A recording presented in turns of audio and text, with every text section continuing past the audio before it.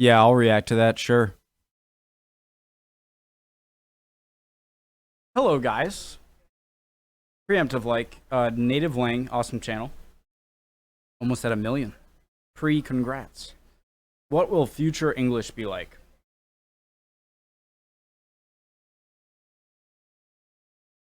You know, I think that, well, let's see what he has to.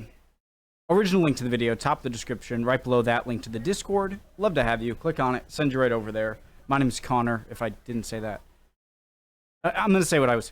I think that accents are going to almost die out within languages because we're so connected through the internet and, you know, even through like movies and all sorts of media.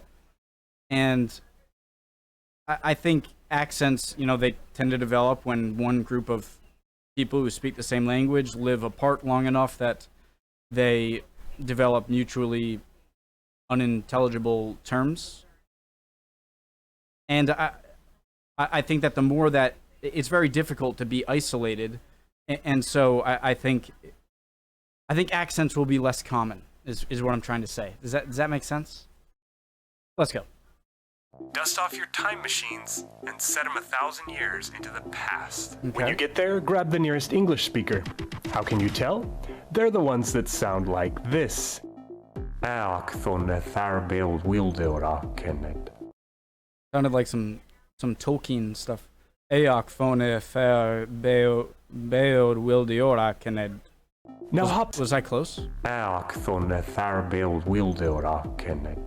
Now hop back in and turn that dial 1,000 years into the future. What will future English be like? Yeah, last time I'm pausing, but I think that 1,000 years in the past, I think accents will. I got my point across. I think that they will change much less than they have in the. So let's go.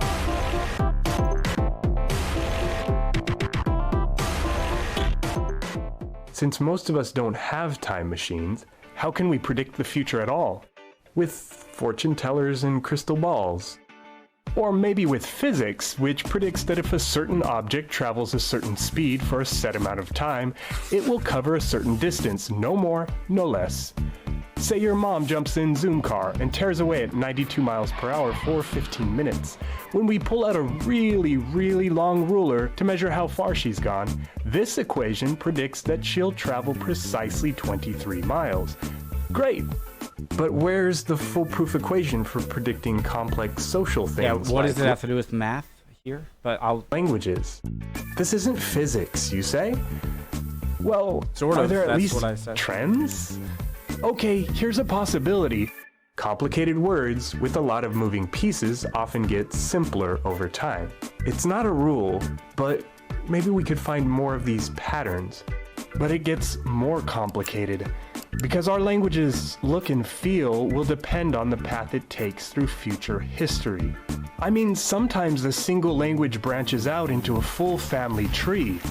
The progeny might differ subtly from one town to the next, or they might sound totally different from each other. Will future English actually turn into an entire family? But that family doesn't from each other. Newerese, Logudorese. So I guess from people who always wondered what English sounded like to a non-English speaker, and I find that you can kind of find that out by saying, like, writing down a sentence and then saying the sentence as if it's one word. Never mind. But I hear that English is kind of, it's not a completely Germanic and not a Romance language, and so it's kind of its own thing. Other. Will future English actually turn into an entire family? But that family doesn't have to come from proper English. Close your eyes and picture what English looks like to you. Did you see this? If your name's Professor Kotru, you sure did. The people living in this inner circle think they speak the real English. But future English could be an underdog champ from India or China or even inner city slang. Dog. Remote islands, jungles, mountain villages. These kinds of places are sometimes home to rare languages that are almost like living fossils. Will future English survive like a time capsule, giving future scholars the chance to marvel that, wow, this remnant sounds almost as quaint and archaic as people did back in the year 2014? Languages can take the middle road, changing and not changing at the same time. It sounds weird at first, but all it takes is a dash of diglossia, meaning double tongues. Thanks to a uniform written Chinese, a book from Beijing can be read in Hong Kong. But when locals from Beijing travel to Hong Kong, they find themselves surrounded by a completely different language. Will future English be like this, seesawing between a rigid, cohesive language and a patchwork of local languages?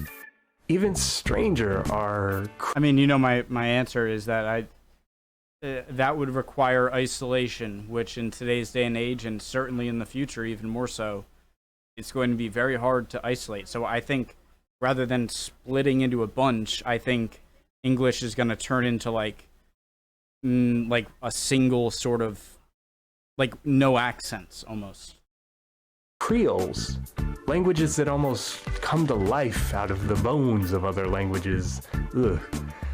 Tok Pisin in Papua New Guinea snags most of its words from English, but you couldn't tell by listening to it, it's still full of foreign features.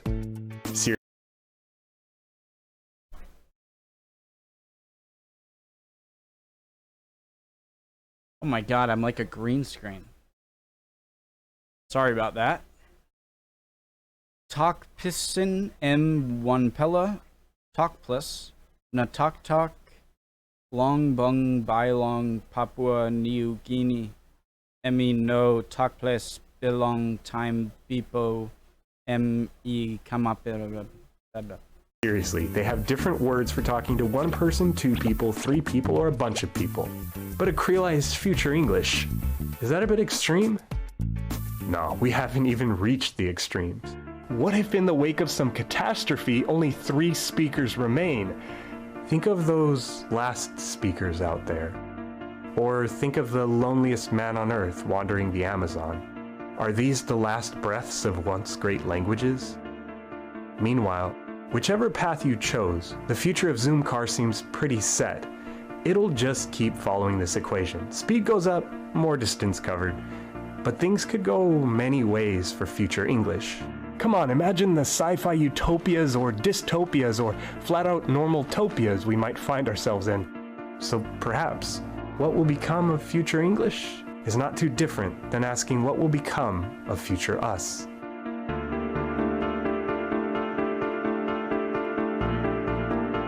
Scary, cryptic at the end. Yeah, really cool, interesting. I like native lang a lot. I like learning about languages, even though grammar was and lang and lit. Oh my god, I hated it. I'd rather do like a billion math problems than write a single like 3-page paper. I don't like it. Cool video though. Sorry about I didn't really notice I'm like invisible. That was probably annoying. Hope you're all doing well. Can answer some of my questions maybe, or learn something yourself. I'm about learning. If you're not doing so good, don't worry. Chin up. You'll be good soon. Emotions are fickle, my friend. Bye, guys.